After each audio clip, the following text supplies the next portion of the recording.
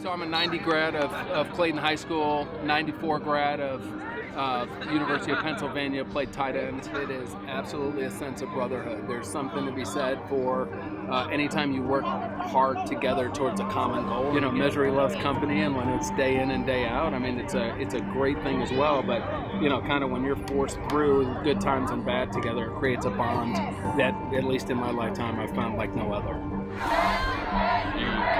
It's my second family. I'm not closer with anybody else than my team. Like, I got their back, they got my back. Well, I just came off of concussion. Yeah, what did that feel like? It's awful when it first happened, but I also didn't really know what was going on. I tried to get back in, but Kristen wouldn't let me. Other than that, I fell behind in school, and so I'm still trying to catch up with that. Do you think, the fear of being possible would ever make you stop playing football? Never. Unless I go brain dead, I'm still in for the game.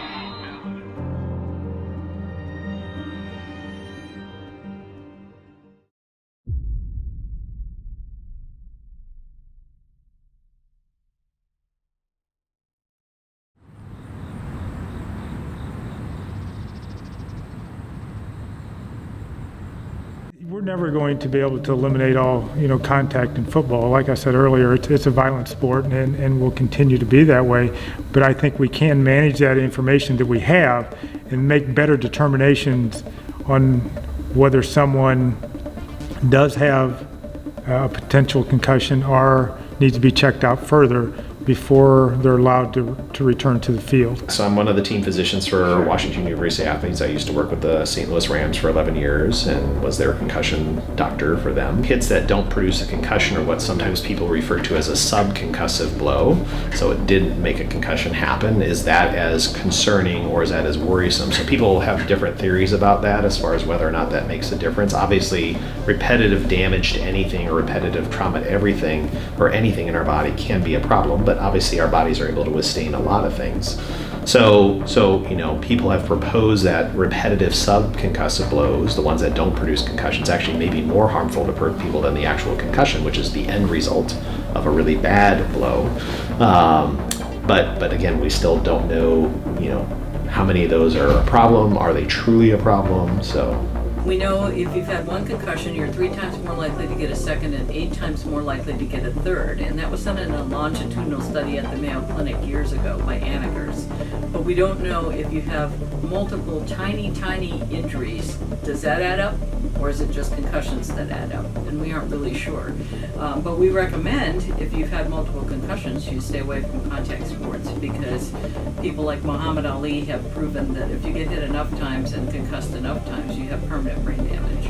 The problem is the brain is rotating within the skull, and it's probably the shear forces when your brain twists and turns that really makes a difference rather than the blow to the helmet, which is what you're measuring with your accelerometers.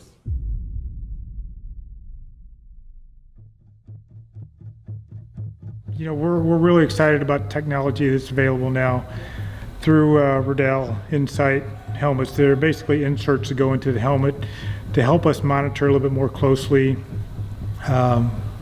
blows to the helmet.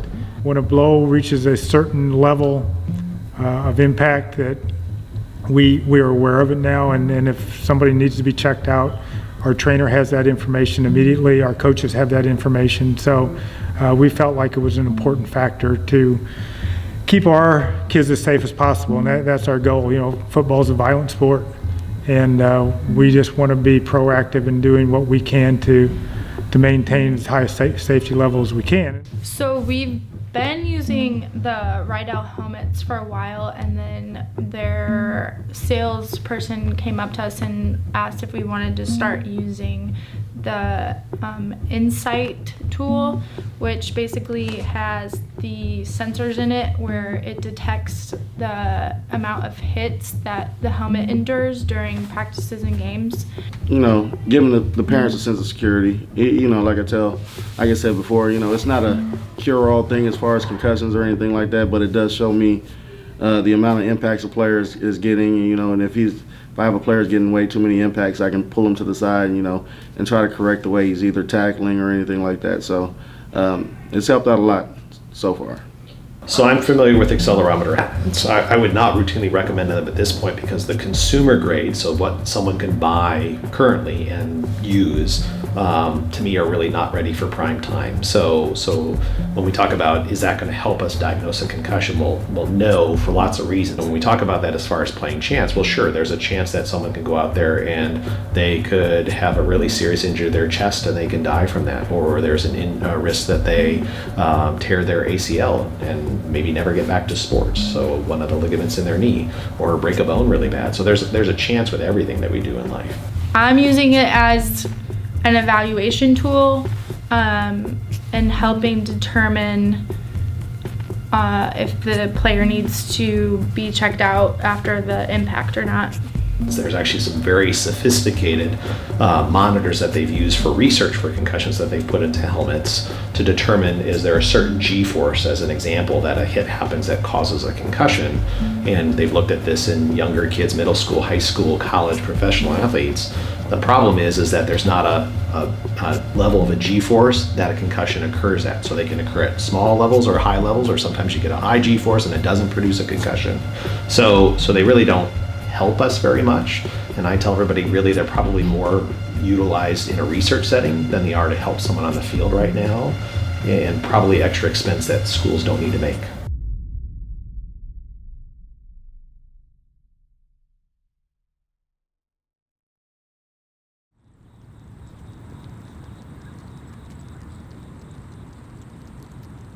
Football was my avenue out of my situation. I said I was raised by my dad. He was in the military, single parent, so I was actually born in the Philippines. My mother's Filipino, so as soon as I came to America, my mom and dad got divorced and all that, so I stayed with my dad, stayed with football, and then got a scholarship in Miami, Ohio, played there for 2 years, transferred to SIU Carbondale. But like I said, football was my way out. I got my degree and all that, so I'm thankful for everything that's football given to me. The football team's been a really cool and important part of my life, spending hours in the gym preparing for the football season, blocking out my summer and vacation so that I can be there for football, and just having it as an opportunity for the next 4 years for college. It's made it a pretty important part of my life. The sport has always had concussions. I think it's just more that we're bringing it to light now more with research involving CTE and long-term brain damage. But the concussions really, it definitely deters people, I think, from doing it. But I don't know, I think for me, when my parents watched my younger sister get 2 concussions playing basketball at the age of 12 and having me only get a minor concussion playing football, they just sort of realized that it happens in sports, and so it's more important to take necessary safety precautions, before and after games and during games to try to avoid those kinds of things as much as possible. Also with that, I think it brings our most diverse group in our diverse program in probably the school together.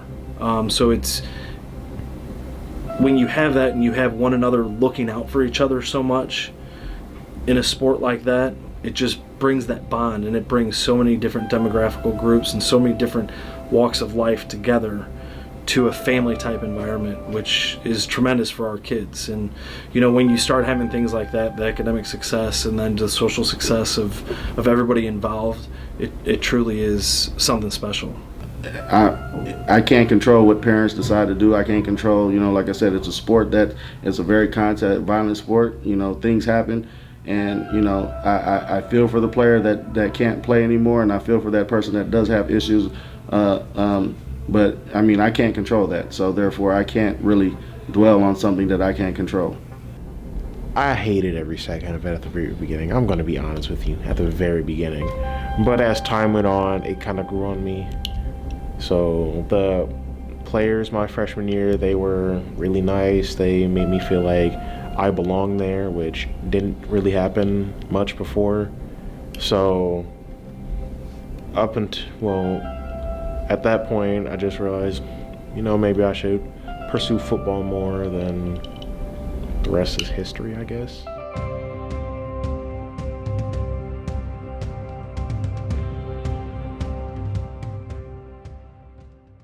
My oldest son is on the cross country team, and there's a lot of team camaraderie and bonding that goes on there. So I don't think it's unique to football, and I wouldn't say that football is the end all be all to be able to experience that.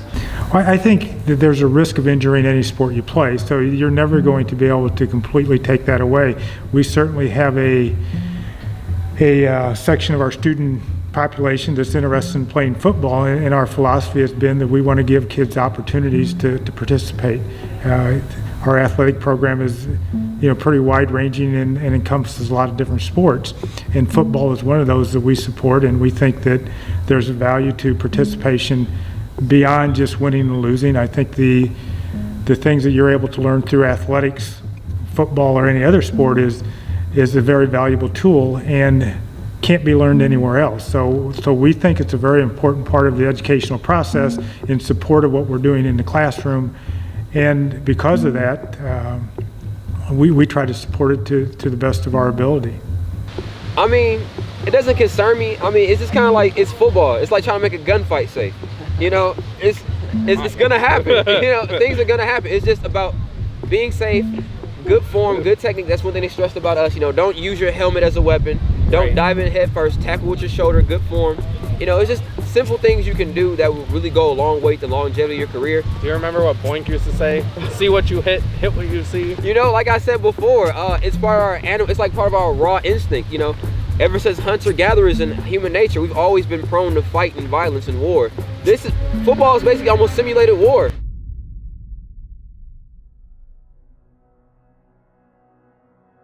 There's a saying out there that, athletics don't necessarily just build character, they reveal it. And I think that's so true with football because of all the unique aspects in which it brings to the table. Honestly, the best thing that we can do is have a very upfront, honest dialogue. And that starts with the relationships. The better relationships we have with our student athletes and with our coaches, the more trust there is. The more trust when we have that conversation and there's a play or there's something going on, to get that honest and true feedback from a student athlete is really the front line of defense. Yeah, some kids never return to normal. Some adults, same thing. I mean, you've got a better chance of returning to normal if you're a kid than if you're an adult, but concussions are a bad thing. Well, personally for me, football I would say is at the forefront of one of the most important changes in my life. Freshman year, I was doing significantly worse in school. I really didn't have a structured life. It was just coming home after school, I'd play video games, I would talk to friends, and there really wasn't any structure. I didn't focus on school. And then one day Mr. Gladstone told me and asked me if I wanted to play football, and said I did, but my mom wouldn't let me play until I got my grades together.